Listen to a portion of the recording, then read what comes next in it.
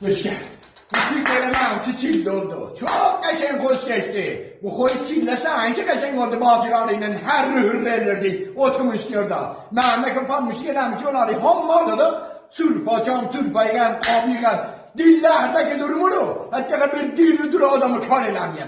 Baskı ottum ben durdum orada benim partner o. Kaşen çilli oldu benimki. 2 günden ne ruzuma derdi gene geleceğim neneye bile ya. Ali oğlum olsun.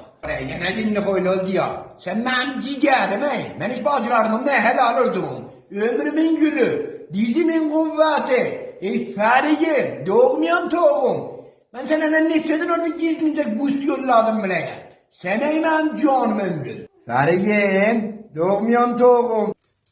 Git yazı. Kaşayın farigiydim. Kaşayın hayya farigiydim. Apardım gece ben orada hamman eladim acılar ya. Ne cani ne keysen geldin almayayım. Hammal alım. Dur ne. Git gözüm ölmez. Git. Git esam hut diye git. Şille bille yırtık yapan